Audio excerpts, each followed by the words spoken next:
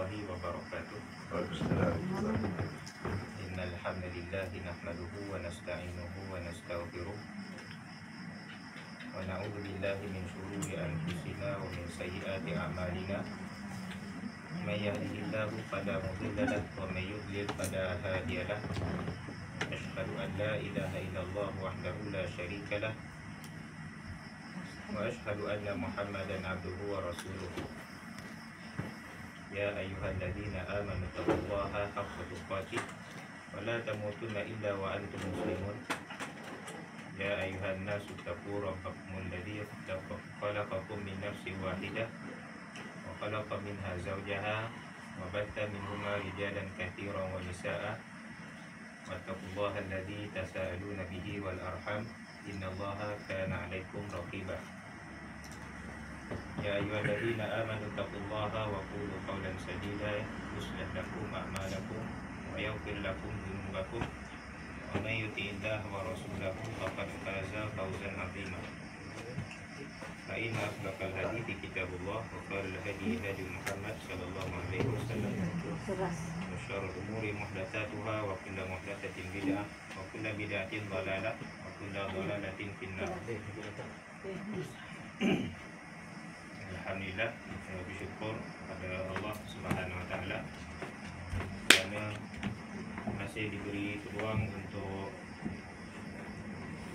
bersama-sama pada kali yang keberapa ni tak tahulah. Itu semua adalah nikmat yang Allah beri pada kita yang mungkin tak ada pada orang-orang yang lain, terutamanya saudara mara kita di Palestin, di Syria, yang mana mereka ni tak ada nikmat seperti mana yang kita ada sekarang ini, dapat ketemu sekurang-kurangnya setahun sekali ataupun 3 kali setahun. Itu sebenarnya satu nikmat yang sangat besar tanpa kita sedari. Kerana kadang-kadang kita suka membandingkan hidup kita ini dengan orang yang lagi senang daripada kita. Sebab itulah kita rasa susah. Kita rasa susah kerana kita selalu membandingkan hidup kita dengan orang yang lebih senang daripada kita. Sebab itulah kalau dalam bab keduniaan, hendaklah kita melihat kepada orang yang lagi susah daripada kita, supaya muncul dalam hati kita rasa syukur terhadap nikmat yang Allah bagi kepada kita. Kadang-kadang nikmat itu tak ada pada orang lain. Dalam hal ibadah, amal soleh, hendaklah kita melihat kepada orang yang soleh ataupun ahli ibadah, supaya kita rasa lagi semangat untuk beribadah. Kita rasa kurang pada amalan kita dan kita rasa semangat untuk menambahkan amalan. Dan pada malam ini, bersempena dengan tahun baru, antara perkara yang perlu kita ambil berat adalah menjaga ataupun memelihara kesucian hati. Kerana daripada hatilah segala tindak tanduk kita muncul daripadanya. Sahabat Nabi SAW, Abu Abdullah An-Nu'man bin Bashir radhiyallahu anhu berkata bahawa Nabi SAW pernah bersabda, "Ala wa inna fil jasadi mudghah, idza salahat salahal jasadu kulluhu wa idza fasadat fasadal jasadu kulluhu wahiyya al-qalb." Ala wa inna fil jasadi mudghah, ketahuilah bahawa di dalam jasad itu ada segumpal daging. Idza salahat salahal jasadu kulluh, apabila baik daging tersebut, maka baiklah jasad keseluruhannya. Wa idza fasadat fasadal jasadu kulluh, apabila rosak ia, maka rosaklah jasad itu keseluruhannya. Ketahuilah, kata Nabi SAW, wahiyya al-qalbu. Ketahuilah bahawa itu adalah hati. Hadis ini menunjukkan bahawa hati itu memainkan peranan yang penting dalam menentukan baik ataupun buruk seseorang manusia. Dan persoalannya, bagaimana kita nak memastikan hati kita ini sentiasa, bukanlah sentiasa, sebab kita ni tak maksum, jadi sekurang-kurangnya hati kita ni lebih baik, lebih banyak baiknya daripada buruknya. Di sana ada beberapa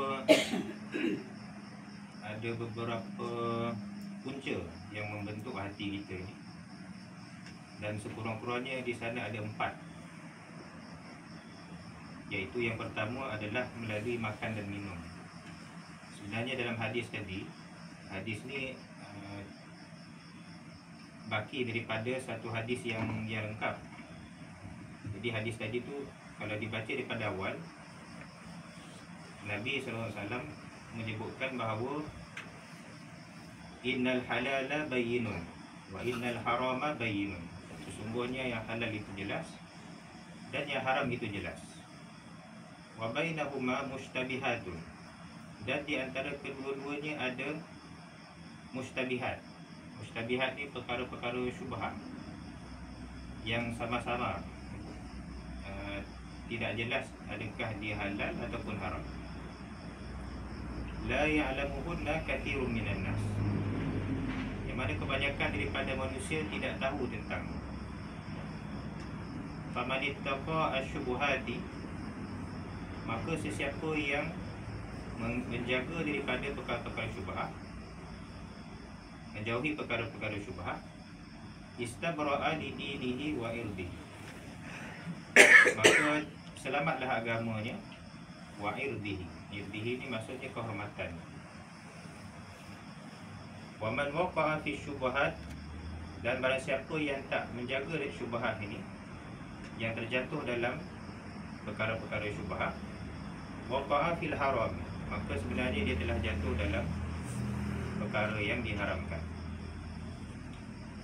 Karra'i yar'a haulal hima, seperti pengembala yang menternak binatangnya, yushiku ayyar ta'afi, yang menternak binatangnya pada di tempat pinggiran yang terlarang, yang mana dikhawatirkan bahawa ternakannya itu akan masuk ke kawasan larangan tersebut.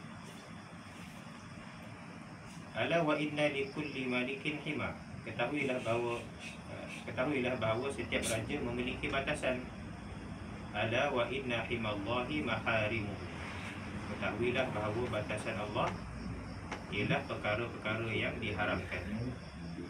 Kerana Allah ini adalah raja kepada segala raja, dan setiap raja itu ada batasan masing-masing, dan batasan yang ada di sisi Allah itu adalah perkara-perkara yang diharamkan.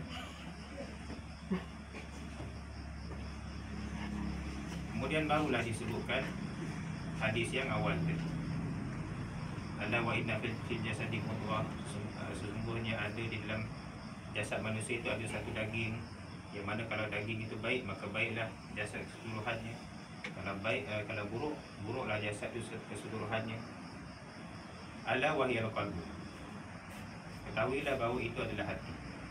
Apa kaitan hadis ini dengan hadis yang, apa kaitan lafaz ini dengan lafaz yang pertama tadi? Pada lafaz yang pertama tadi, Rasulullah menceritakan tentang yang halal, perkara-perkara yang halal, perkara-perkara yang haram, dan di antara keduanya perkara-perkara syubhat. Jadi apa kaitannya dengan hati tadi? Rasulullah nak bagi tahu di sini bahawa makan dan minum seseorang itu sebenarnya perkara halal dan haram ni tak semestinya makan tentang makanan. Boleh jadi benda-benda yang lain pun boleh jadi halal dan haram. Perbuatan termasuk juga, ada yang halal dan ada yang haram. Dan semua ini mempengaruhi hati tadi. Sebab tu Rasulullah bercerita tentang hati. Apabila manusia terlibat dengan perkara yang haram, maka rosaklah hatinya. Bila rosak hatinya, maka rosaklah jasadnya. apabila manusia itu terlibat dengan perkara yang halal, maka baiklah hatinya, dan apabila baik hatinya, maka baiklah jasad manusia itu keseluruhan. Ini adalah hadis yang diriwayatkan oleh Al-Bukhari dan Muslim.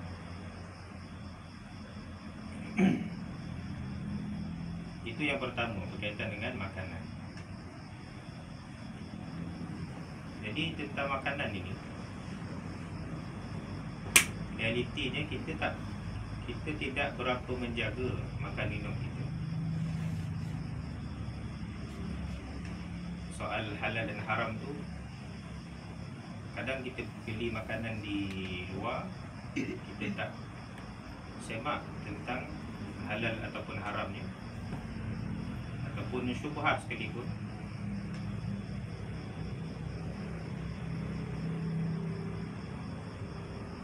Dan kalaupun sesuatu perkara itu halal, ini apatah lagi haram, apatah lagi syubhat, apatah lagi haram. Makanan yang halal sekalipun, kalau berlebihan, dia akan membawa kepada penyakit. Sama ada penyakit hati ataupun penyakit jasad. Penyakit jasad yang banyak dialami oleh orang Melayu ni, sakit jantung, darah tinggi, kencing manis. Ini semua adalah penyakit fizik, penyakit jasad. Dan juga boleh membawa kepada penyakit hati. Bila kita banyak makan, sebenarnya banyak makan itu adalah tanda bahawa kita ni banyak mengikut hawa nafsu. Banyak mengikut hawa nafsu. Dan bila kita ikut hawa nafsu, lama kelamaan, tanpa kita sedar, hampir-hampir kita ni menjadi hamba kepada nafsu kita. Jadi lebih kurang keadaannya itu hampir-hampir kita mensyirikkan Allah kerana makanan. Kita menuhankan makanan. Itulah. Tapi makanan ini, kalau diambil dengan kadar yang sedikit ataupun mengikut keperluan, dia membawa kebaikan kepada kita. Kalau kita mengambil makanan itu untuk mendapatkan tenaga, untuk beramal soleh, untuk beribadah, maka sebenarnya makan itu sendiri pun ibadah juga sebenarnya. Apa saja perkara keduniaan ataupun hal-hal yang harus, yang halal, bila kita jadikan perkara itu sebagai alat untuk capai kepada ibadah, sebenarnya perkara itu secara tak langsung menjadi ibadah juga. Kalau kita tidur untuk dapatkan tenaga untuk ibadah di awal paginya esok, tidur tu jadi ibadah. Kalau kita tidur untuk kita dapatkan tenaga untuk kita bekerja, mencari nafkah, ibadah lah khususnya. Tidur tadi tu, walaupun tidur, boleh jadi ibadah. Termasuklah makan. Kalau kita makan untuk dapatkan tenaga untuk mendirikan sembahyang, untuk kita kekal bertenaga, melakukan kerja-kerja dakwah, melakukan kerja-kerja macam yang kita buat ni, silaturahim,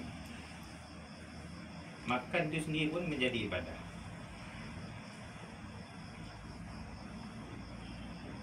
Di makanan ini, berkaitan dengan makanan ini, Imam An-Nawawi rahimahullah, satu fakta yang kita tak tahu tentang Imam Nawawi ni, dia satu orang yang sangat-sangat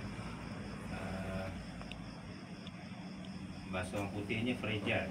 Bahasa fragile ni, dia punya badan tu sangat-sangat kurus lah, seolah-olah macam tak ada pemisah antara kulit dengan tulang ni, macam tak ada daging. Tapi itu janganlah tiru Imam Nawawi ni. Imam Nawawi ni, dia satu orang yang puasa tiap-tiap hari. Kita ni tak boleh puasa tiap hari. Rasulullah melarang kita puasa tiap hari.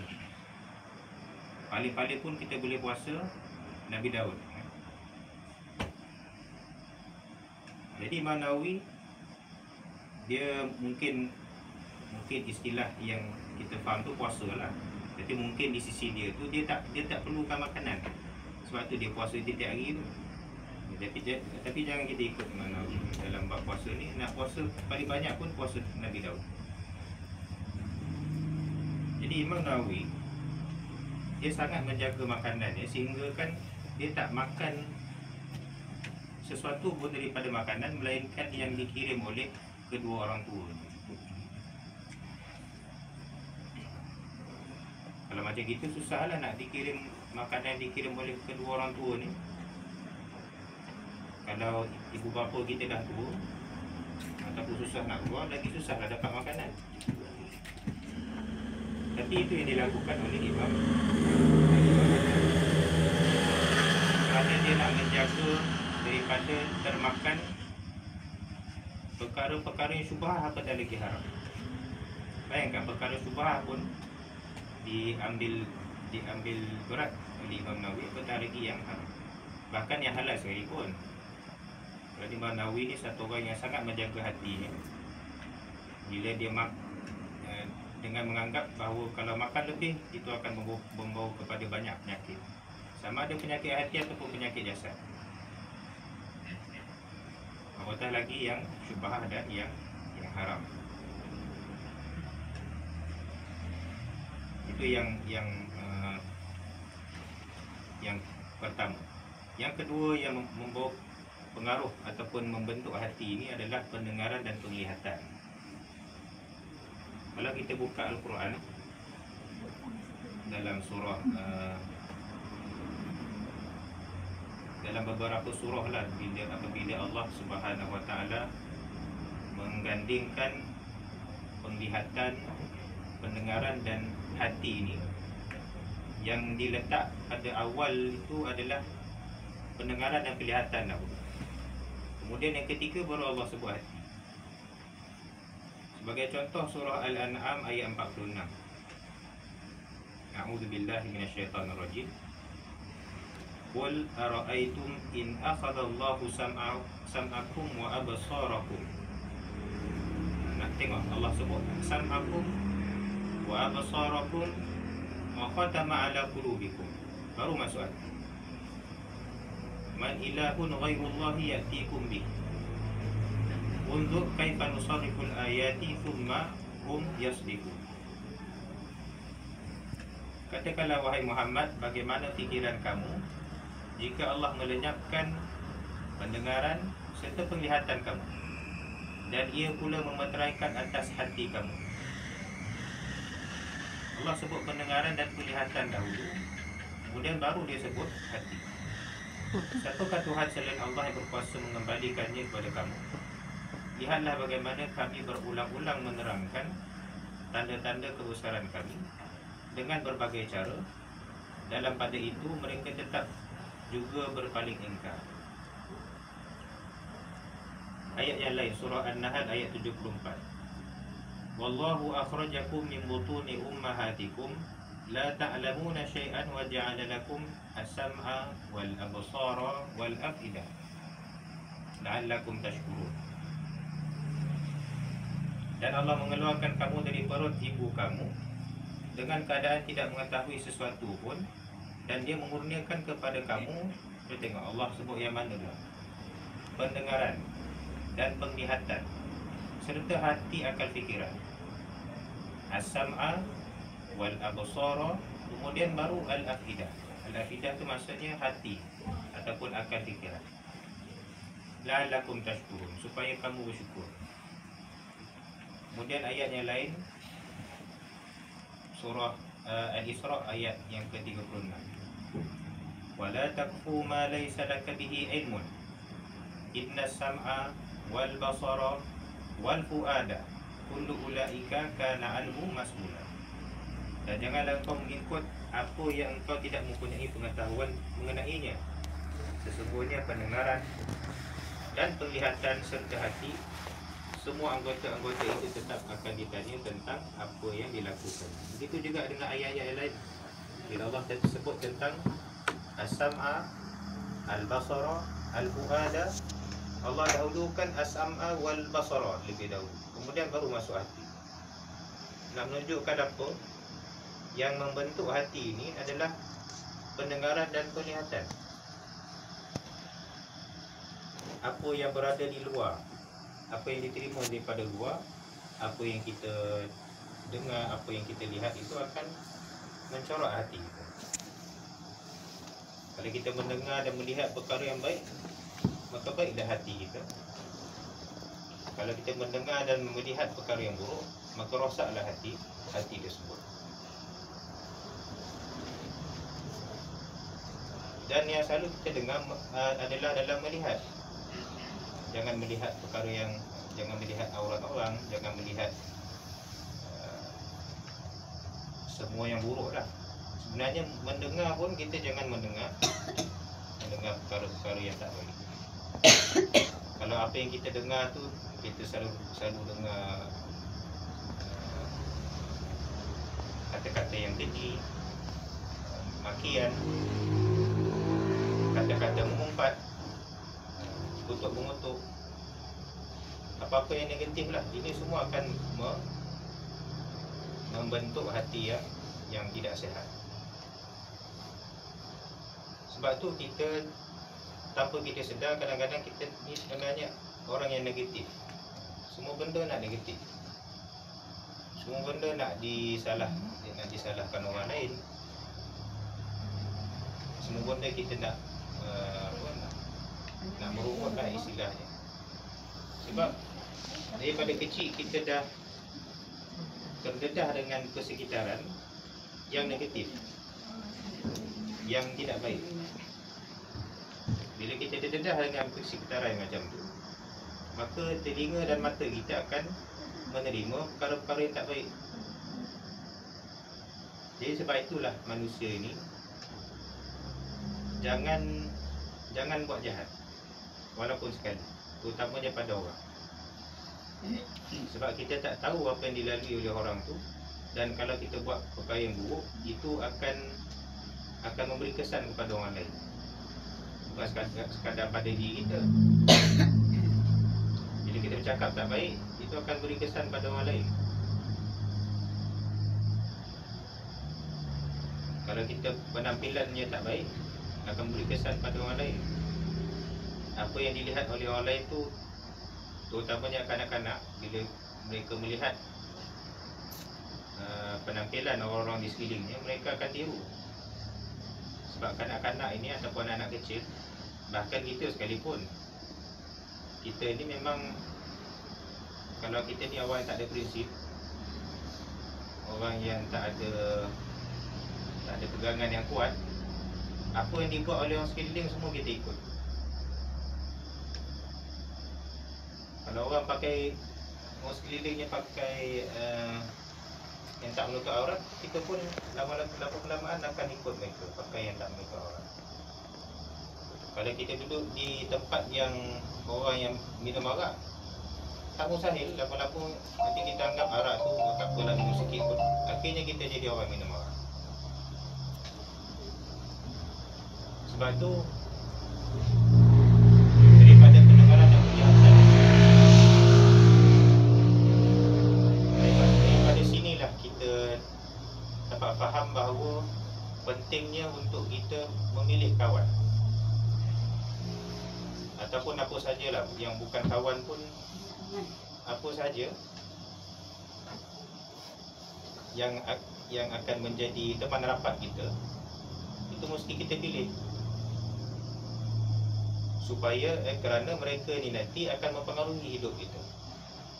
Sebab itulah dalam satu hadis yang lain, Rasulullah kata, Al-mar'u ala dini khalili. Seseorang itu akan berdiri di atas agama kawan ni. Khalil ni maksudnya kawan. Macam Nabi Ibrahim kan, Allah bagi genaran Khalilullah. Khalil itu maksudnya dia bukan kawan, dia lebih daripada kawan sebenarnya. lebih daripada sahabat. Khalil ini kalau baca tafsir Fakhruddin Ar-Razi, dia ni satu orang ulama kalam lah, kalam. Tapi kita boleh banyak dapat manfaat daripada orang macam ni, sebab dia nampak satu-satu ayat tu tak seperti mana ulama-ulama tafsir yang lain. Jadi dia nampak ayat tu, masuk Khalil ini, Khalil ni maksudnya celah-celah. Bila kita kata celah-celah tu maksudnya apa? Bila kita suka pada satu orang dan orang tu suka pada kita, kita akan benarkan untuk dia tahu setiap sudut yang ada pada diri kita. Sama ada fizikal kita ke, fizikal tu mungkin ada sempadan lah, tapi tentang latar belakang kita, daripada mana kita ni dilahirkan, siapa mak bapak kita, kita ni suka makan apa, suka buat apa, semua kita beritahu dia. Sebab tu masuk Khalil tu tadi. Sebab tu kita katakan celah-celah tu tadi, maksudnya tahap kecintaan yang meliputi seluruh sudut-sudut kehidupan. Itu masuk Khalil tu. Jadi Khalil ni dia bukan sahabat yang biasa-biasa. Kalau sahabat biasa-biasa tu mungkin sadiqi, ataupun sahabat tu sendiri bahasa Arab. Jadi Khalil ini tahap persahabatan yang paling tinggi, hubungan yang paling tinggi. Dia lebih daripada sahabat lagi sebenarnya. Jadi almaru ala dini khalilihi, maksudnya seseorang itu berdiri di atas agama sahabatnya. Maka hendaklah seseorang itu, kata Nabi lagi di hujung hadis itu, maka hendaklah dia melihat kepada siapa dia berkawan. Bagaimana kawan, begitu jugalah kita. Sebab tu salah satu cara nak kenal orang, kadang tak perlu pun tengok kepada susuk tubuh orang itu, tapi melihat kepada kawan, dengan siapa dia berkawan, siapa orang di sekelilingnya. Tak semestinya kawan pun, siapa orang di sekelilingnya. Daripada situlah kita dapat tahu karakter seseorang.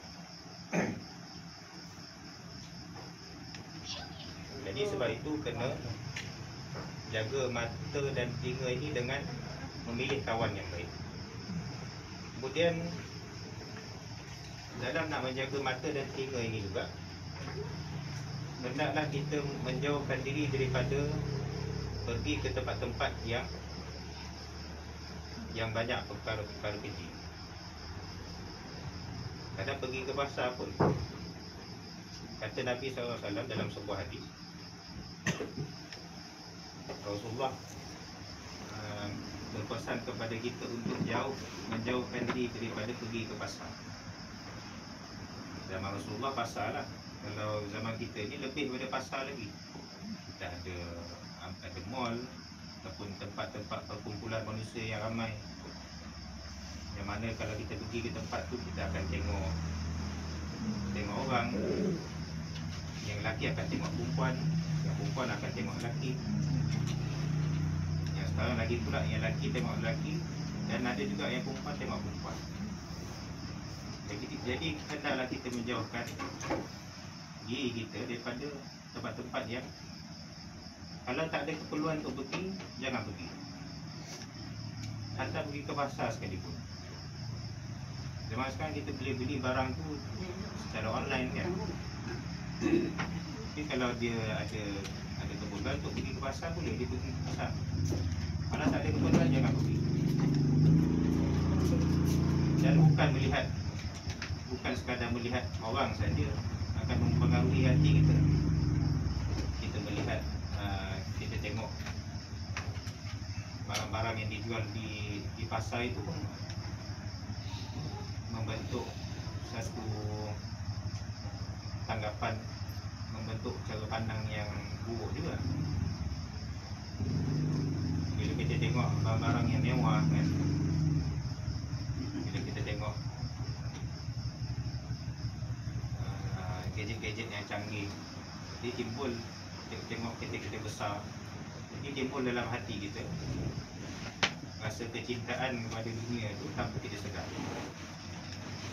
Bukanlah salah nak pergi ni kan, nak pergi pasar ni tak salah pun. Cuma kalau dah sampai tahap kita jadi suka pergi ke tempat-tempat macam tu,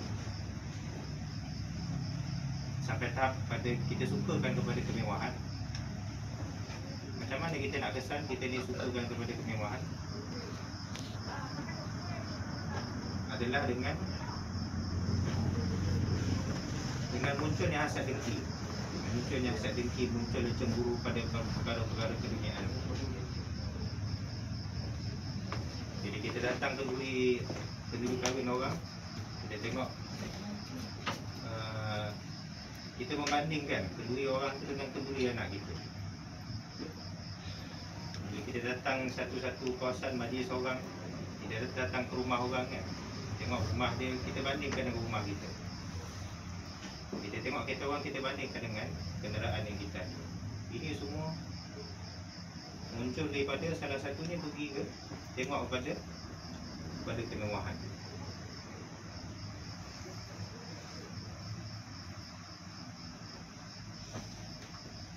Jadi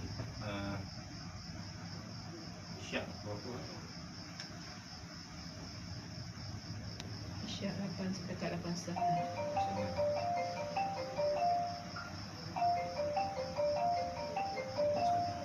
Jadi sebab itulah jagalah pendengaran dan penglihatan ini. Dalam masa yang sama, jangan kita dengan pula kita menyumbang dalam persekitaran yang tak elok. Sebab tu tak cukup kita jaga pendengaran, jaga penglihatan, tapi kita tak jaga mulut. Kita minta orang jaga pendengaran, tapi dalam masa yang sama kita cakap benda-benda yang tak baik. Kita cakap benda-benda yang tak baik itu akan terkena pula pada orang lain kan. Sebab tu kita bercakap, kalau tak ada perkara yang baik perlu diucap, yang nak diucap, maka hendaklah satu orang. Orang siapa yang beriman kepada Allah dan hari akhirat, maka hendaklah falyaqul khairan aw liyasmut, kata Nabi SAW. Barang siapa beriman pada Allah dan hari akhirat, maka hendaklah dia berkata yang baik ataupun dia diam. Sebab tu dalam banyak keadaan, ini realiti yang kita perlu terima lah. Kalau bercakap tu bercakap yang baik tak ada masalah. Cuma amalan orang dulu ni bukan nenek moyang kita. Orang dulu zaman Nabi, sahabat dia, orang-orang yang selepas itu, tabi'in, tabi'ut tabi'in, zaman salafus salih lah. Orang pada zaman itu, orang yang baik lah, orang yang tak baik, dia banyaklah bercakap. Terutamanya Rasulullah. Kadang bila Nabi ni, dia duduk dengan sahabat-sahabat dia tak banyak bercakap. Sampaikan sahabat sendiri pun mengharapkan supaya Nabi bercakap lebih daripada dia orang, lebih daripada sahabat dia sendiri. Akhirnya sahabat sendiri pun mengaku yang mereka ni lagi banyak bercakap daripada Nabi. Dia bercerita itu ini, tapi Nabi hanya dengar, sekadar dengar, kemudian menganggukkan kepada. Padahal dia Nabi, dia boleh bagi nasihat, dia boleh bagi pesanan, tapi dia diam pada waktu. Dia hanya nak mendengar cerita-cerita sahabat. Begitu juga dengan tabi'in, begitu juga dengan tabi'ut tabi'in. Mereka ni orang yang kurang bercakap. Dan nak pastikan kita ini menjadi satu orang yang bebas daripada keburukan ni, ada 4 ataupun 3 serangkai yang perlu kita amalkan. Yang pertama, qillatul anam, kurangkan tidur. Maksud kurangkan tidur ni, janganlah janganlah sampai menjejaskan kesihatan. Supaya kerana orang tidur ni dia banyak hilang manfaat.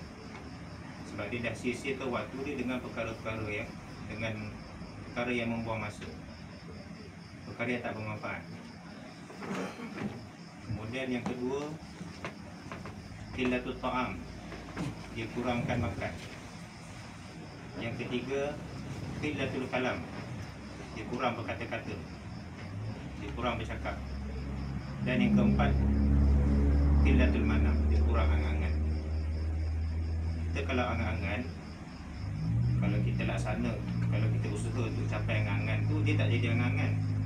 Itu beza angan-angan dengan cita-cita. Cita-cita adalah angan-angan yang disertai dengan usaha, baru dia jadi cita-cita. Dan soal dia dapat tak dapat tu cerita lain. Kalau dia tak dapat sekali pun tak ada masalah, itu bukan angan-angan. Jadi nak bercita-cita, kena ada usaha. Jangan sekadar angan-angan. Angan-angan ni hanya fikir nak buat, akhirnya tak buat. Itu yang agama sangat tak suka pada perkara tersebut. Kita nakkan sesuatu, kita buat. Apa yang berlaku pada diri kita sekarang, kita banyak bertanggung. Ataupun kadang-kadang cita-cita yang kita nak tu sangat tak kena dengan diri kita. Ataupun kalau kita usaha, boleh capai. Sebesar mana pun cita-cita tu boleh kita capai. Tapi oleh kerana kita tak ada peningkatan, tak ada perkara baru yang kita buat dalam hidup, setiap hari buat perkara yang sama. Ini yang berlaku dalam kalangan kita sekarang. Setiap hari kita buat benda yang sama. Kita tak cuba berfikir sejenak, adakah kita ni bertambah baik ataupun sama saja ataupun jadi lebih buruk. Ini yang kita kena fikirkan. Jangan kita fikir lepas ni nak makan apa, nanti nak jalan-jalan, nak pergi mana. Secara umum kita fikir hidup kita ni adakah lebih baik daripada semalam. Semalam ni taklah maksudnya semalam. Adakah lebih baik daripada diri kita yang sebelumnya ataupun tidak. Jangan kita bandingkan dengan orang. Kadang-kadang perbandingan kita dengan orang tu, orang yang jauh lagi baik daripada kita. Itu yang kita jadi tertekan, kita jadi kadang-kadang putus asa, lemah semangat. Sebab kita bandingkan dengan orang yang jauh lagi baik daripada kita. Jadi hendaklah kita ini membandingkan diri kita dengan diri kita yang sebelum, diri kita yang sekarang dengan diri kita yang sebelum. Jadi 4 perkara tadi.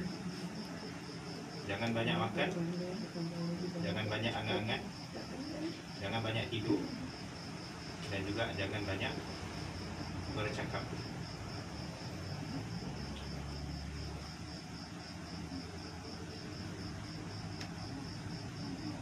Jadi azam tahun baru ini, walaupun banyak azam-azam kita yang sebelum ini, sekali tahun baru ada azam baru. Mestilah kita berazam dengan perkara yang mampu untuk kita buat. Jangan azam perkara-perkara yang besar. Azam nak jadi baik macam Nabi itu jangan. Tapi sekurang-kurangnya ada usaha untuk jadi macam Nabi.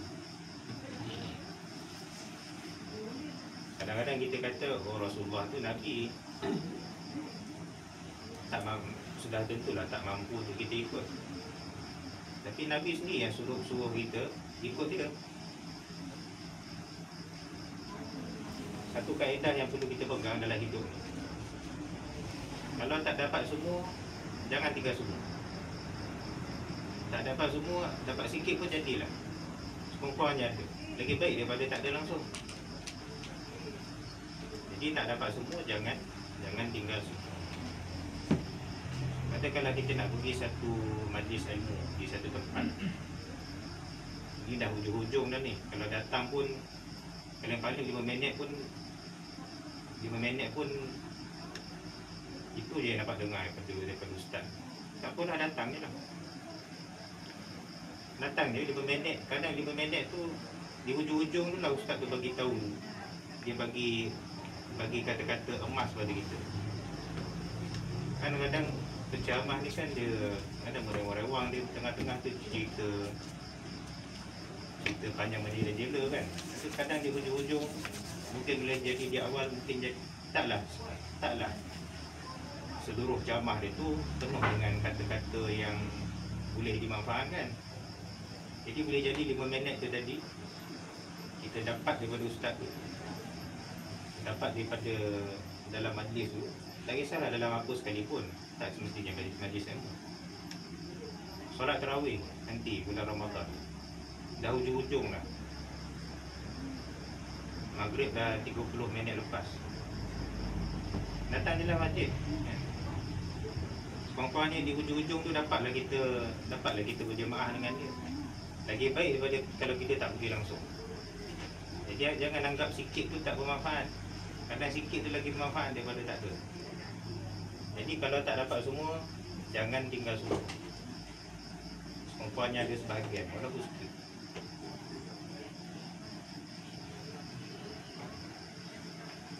Dan yang terakhir, kita kena tambahkan sentiasa azam tahun baru ni, sentiasa berusaha untuk pastikan setiap hari ada ilmu baru yang kita dapat. Ilmu kita bertambah. Dan ilmu ni dia tak semuanya ilmu baik. Ada ilmu baik, ada ilmu yang tak baik.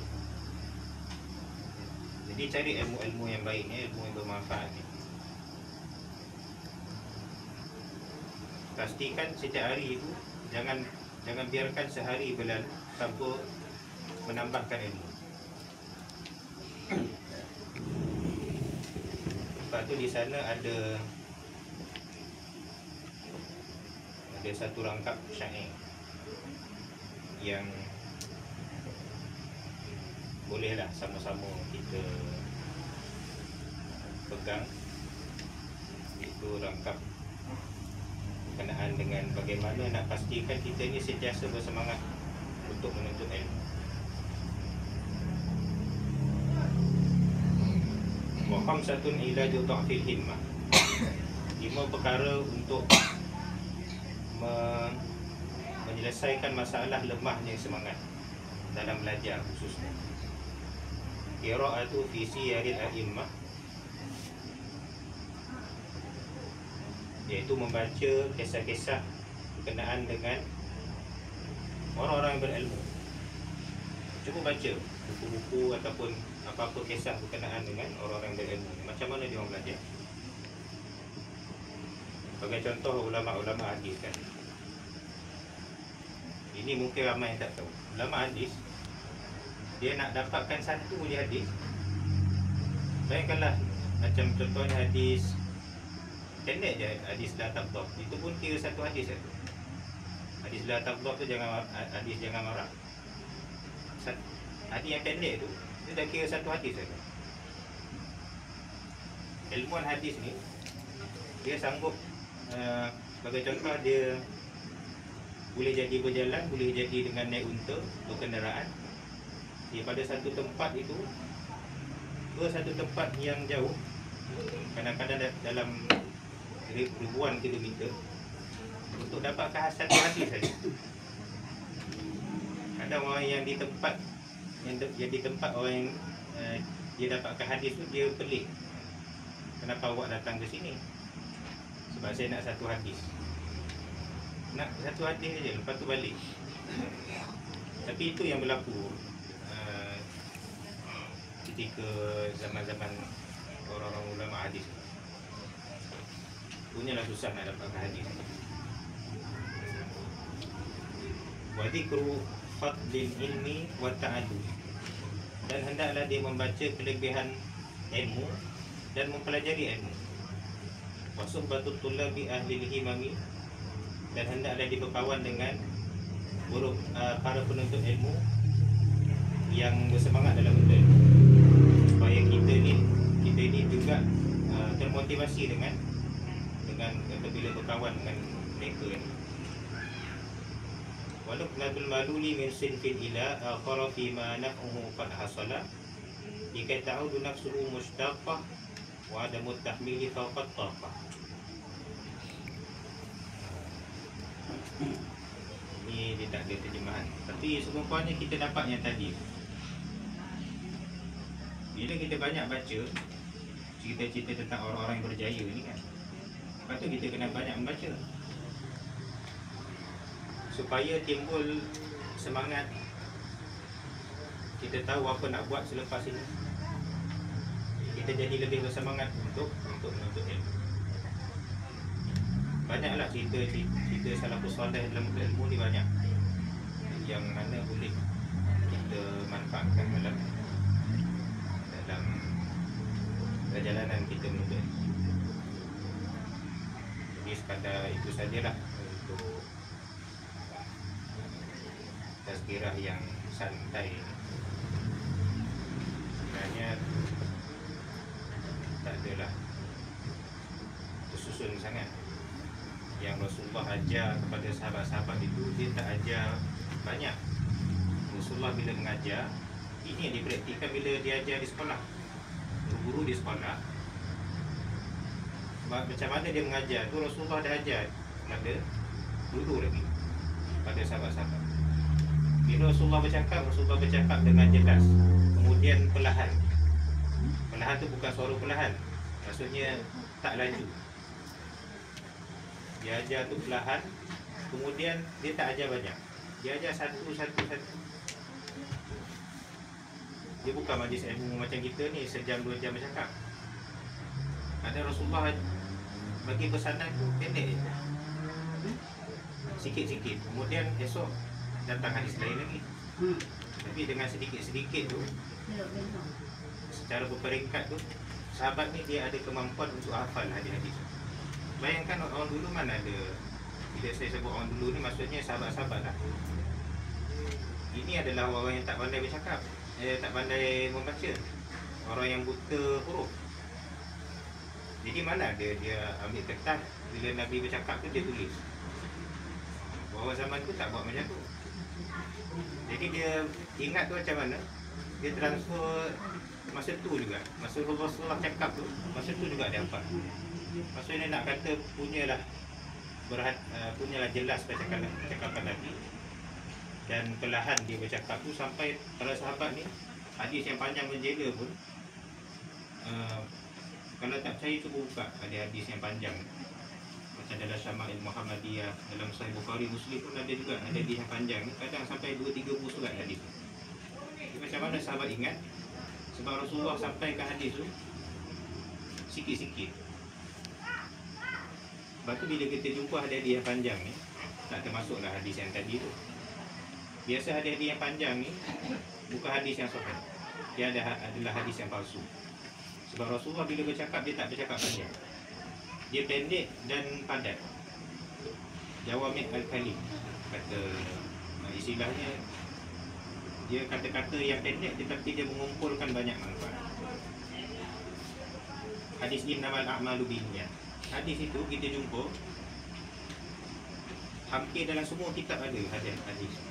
Adalah hampir banyak kitab memulakan penulisan kitab itu dengan hadis tersebut, innamal a'malu binniyat. Kerana hadis itu sebahagian besar pada agama ni di bawah makna innamal a'malu binniyat. Sekadar itu sajalah, wallahu a'lam. Subhanakallahumma bihamdika asyhadu an la ilaha illa anta astaghfiruka